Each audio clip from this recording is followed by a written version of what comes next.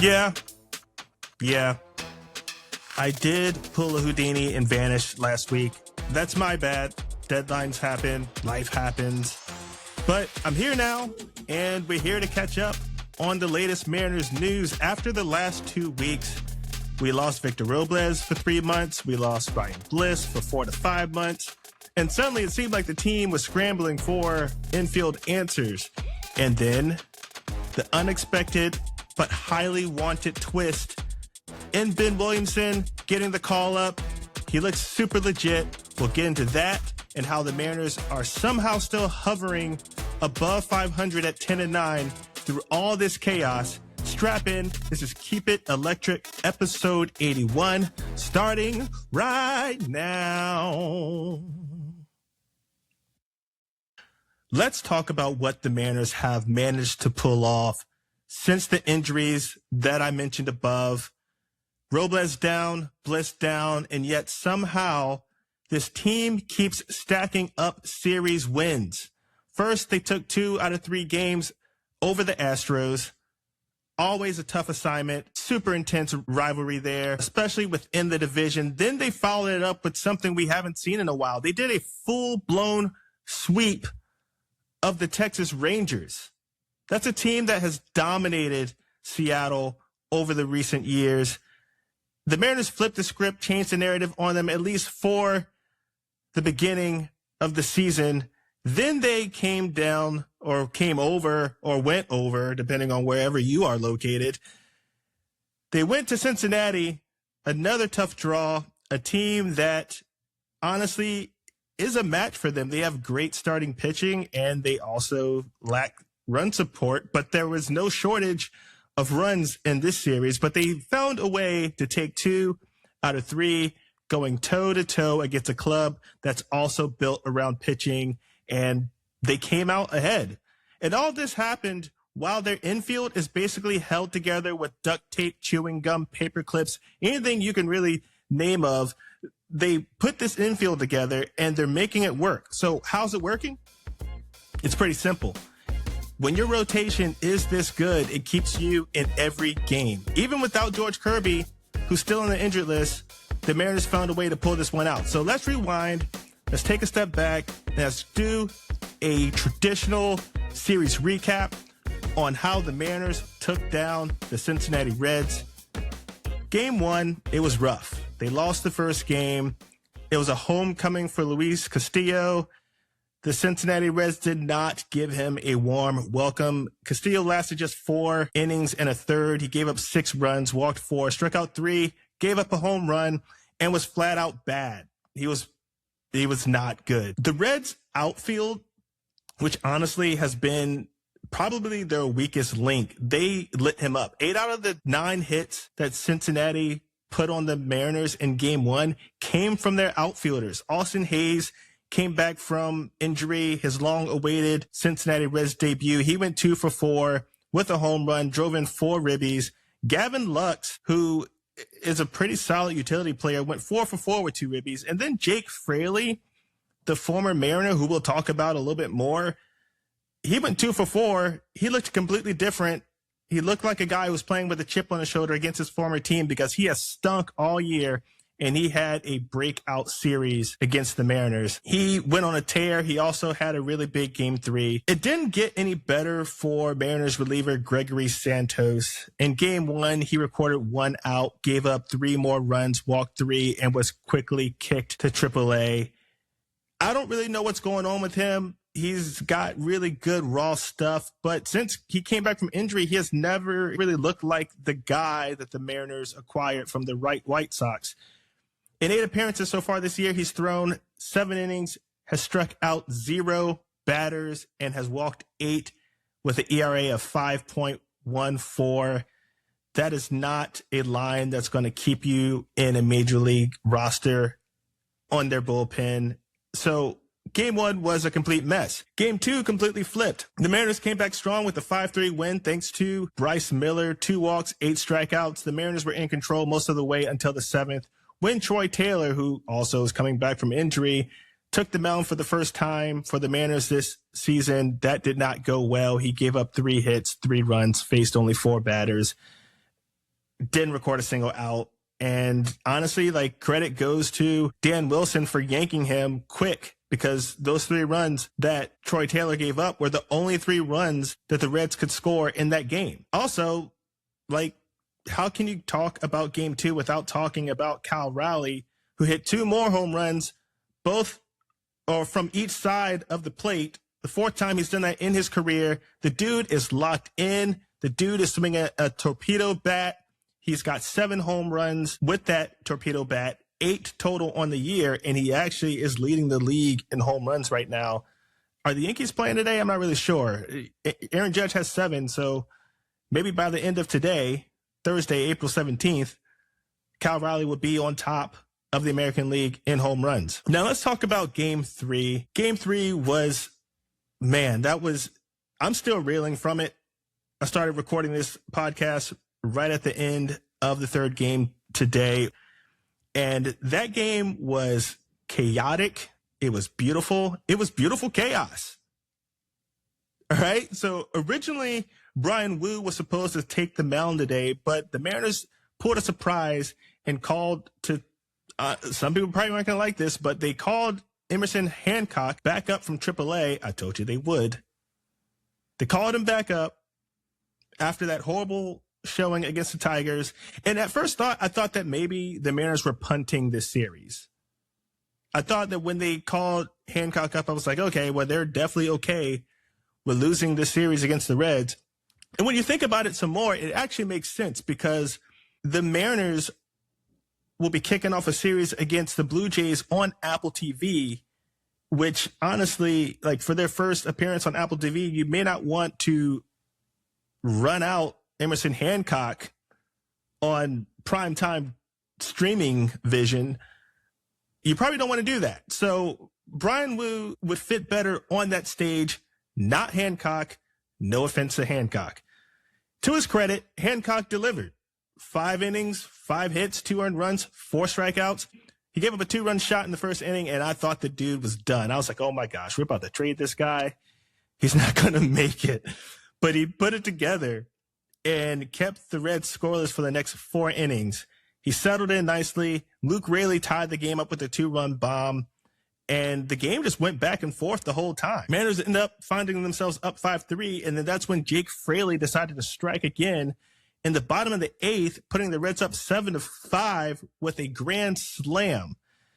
And any Mariners fans would probably think that we're done, but the Mariners decided to go crazy. Do you guys remember that game against the Braves? It was September 11th, 2022. I was there for that game, where the Braves came back on Paul Sewald after he had a meltdown, and the Mariners came back up in the bottom of the 9th, down 2 runs, and Julio launched one into Edgars, and then I believe Suarez launched one into Edgars as well, walking it off 8-7. I'm really trying to set the stage here for you, because the Mariners basically relived that performance. Top of the 9th, this time on the road, Cal Raleigh at it again, launches another home run with his torpedo bat. I'm going to keep saying that until it gets old. And then Randy Arozarena, who I will talk about a little bit more later, decided to just switch from high socks to like mid high socks. Don't really know what that does, but whatever it does, that's great for him, because he decided to just launch another home run, and it's 7-7.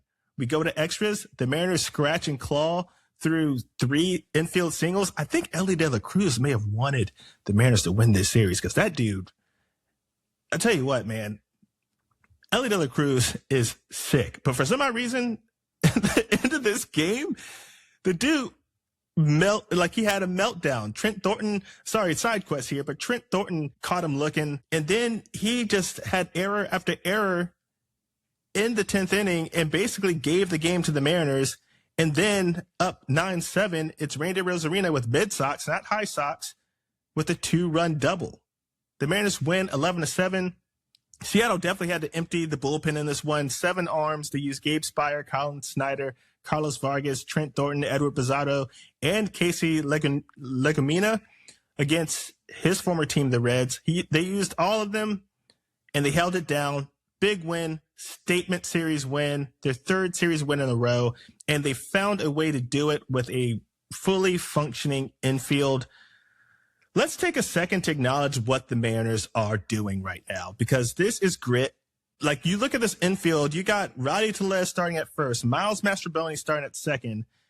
You got a rookie and Ben Williamson at third, and then you have J.P. Crawford, the mainstay, and your anchor at short. And that's like just the base formation when you think about it, because you have Donovan Solano rotating with Tellez at first. You have Dylan Moore floating between second, third, right, first, wherever. Like, they're holding this infield together with duct tape and super glue. But it's working. And I also have to admit this. I think I did in the last episode, and maybe a couple of times now, I have been so wrong about Miles Mastrobuoni. This guy is hitting over 300 right now. He doesn't bring any power, but he's putting the ball in play. He's really, really managing some deep counts, putting together some really good at-bats, moving runners. He's keeping the line moving or drawing walks and getting on base. The guy is really showing his value. And honestly, the Mariners acquiring him right now is working out. So you have guys like Moore and Mastrobuoni who you can plug anywhere. So the Mariners have flexibility there. I really liked what J.P. Crawford said in the post-game interview, that what the Mariners are doing right now is they're punching back. They're a team that gets hit, and they hit back. And that's exactly what we've been seeing from this club. This is a club that many have picked to finish near the bottom of the division at this point, with all their injuries and with what they haven't done, who they haven't acquired. And yet they're still grinding. They're hanging tough. Everyone keeps talking about how they can't score runs. I've said it too. But then they bust out 11 runs to win a ball game. It's frustrating. It's confusing. It's kind of beautifully perfect, but it doesn't make sense. And it somehow does. No one embodies the chaos like Randy Rosarina. I mean, this guy is driving me crazy. Like, if you watch him throughout a game, he will take you on an emotional roller coaster. His defense has been shaky. His throws from the outfield have been wildly off, effortless. He doesn't look good. His throws, I haven't seen him throw a ball on target this entire season so far. And he's hitting 194 at the plate. Now, he's got a 359 OBP, and that's clicking. It's just weird. He basically, like, he can go 0 for 3 through the 7th inning, and then you give him a 4th at bat and the game is on the line. The guy is clutch. A walk, a 2-run double, a game-tying home run, a grand slam. He flips the switch, and I don't know what it is. It could be the fact that he goes from high socks to mid socks. I don't really know. But whatever he's doing, when it gets late in the game, the guy is clutch, and he is extremely effective. Now, if you think about first base, there's a different story happening there. You have Donovan Solano and Rowdy Tellez, who have combined for 5 total hits over these 19 games. Solano's hitting 087. Tellez is hitting 088, not even scraping the Mendoza line. They're both hitting under 100. I will say this.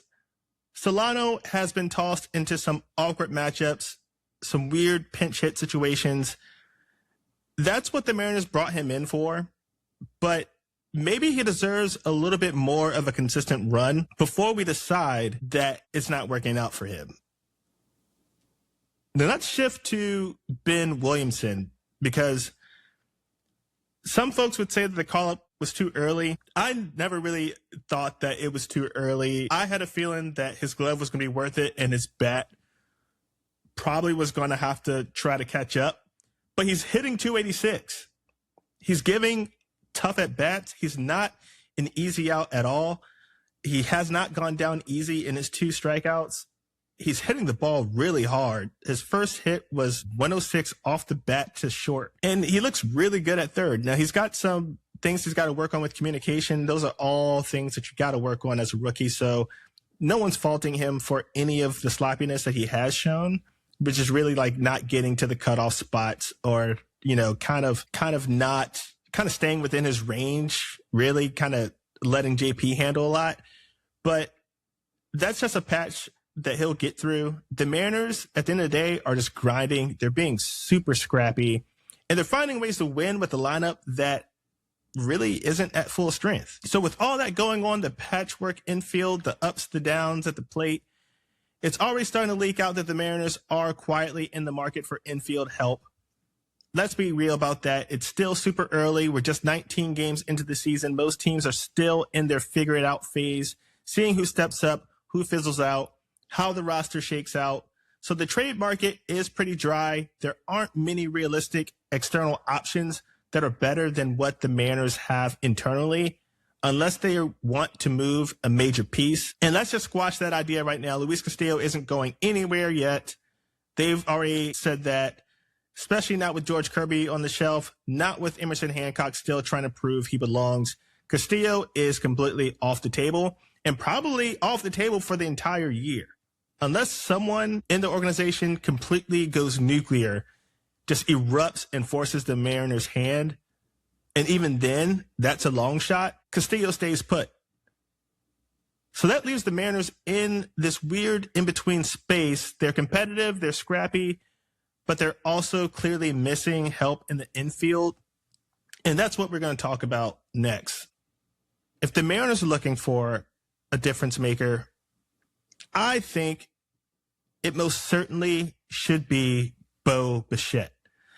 If the Blue Jays can't lock him into an extension, it starts to look like he's going to have to walk in free agency. And Toronto is not going to want that. They're going to be forced to make a move because you don't want a player like Bichette just walking out. So, yeah, that would be a massive deal for the Mariners. However, the Mariners have done business with the Blue Jays before. And make no mistake, the price would definitely be steep. And while Bo would be a rental, he would be a true game changer for the postseason. If the Mariners are indeed looking to make a deep postseason run, if they don't feel like they're in a position to do that at the trade deadline, they're not going to go for a guy like Bo Bichette. But if they feel like they're right on the cusp of a deep October run, I can see them putting together a haul to acquire a guy like Bo Bichette and push him over at second base. Now, what does a haul look like for the Mariners? I think it's something that doesn't include Cole Young or Felton Celestin or Lázaro Montez. Those three, I think, would be off the table, which I think would trigger the centerpiece being Harry Ford, or maybe even a Tyler Locklear, or maybe even a Emerson Hancock along with one of those other guys. I don't want to see Ford get moved, but I also don't know where he fits right now. He's playing catcher down in AAA. I don't think I've seen him play some outfield, but I know they've experimented with the idea of putting him in the outfield. Regardless, I think it would be Ford, Locklear, or Hancock, one of those three players being the centerpiece if the Mariners were to try to acquire Bo Bichette at the trade deadline. Now, these aren't rumors or anything. This is just my thoughts. I know a lot of people think that Gleyber Torres could be a guy. I don't really like the profile of Gleyber Torres, nor do I really like any former Yankee, but that's probably just me being biased. Regardless, I think that's what we're looking at if we wanted to acquire Bo Bichette. So for now, the Mariners are just going to have to keep being gritty. They have to keep being a feisty team that punches above its weight. And then they'll have to keep their eye out on the open market, pitch some ideas to other front offices, and just see what's out there. Something could shift super fast. Now, speaking of the Blue Jays, that's exactly where the Mariners are headed next. They'll be in Toronto starting tomorrow night for a 3-game set. Game 1, it'll be Brian Wu taking the mound against Bowden Francis. After this 3-game set, they get a much-needed day off on Monday before they head to Boston to take on the Red Sox. The Blue Jays are sitting 11-8, which is good for second place in a loaded AL East, and they're not exactly going to be pushovers. Offensively, they can put up a bunch of runs. Their pitching has not really been great, so that's a good sign. But let's not forget, Kyle Rowley loves hitting in Toronto. And I don't want to jinx it, but with the heater that he is on right now, this could spell trouble for the Blue Jays. Now, I expect runs to be scored on both sides in this series. It should be a pretty entertaining one, especially game 1 being on Apple TV. So if you're tuning in on Friday, I suggest that you have your popcorn ready. That's going to do it for today's episode. Thank you so much for tuning in and having a little patience on my tiny little hiatus. I'm back in rhythm now. I'll be back next week. I'll catch you next week. Until then, keep it electric. Go Mariners.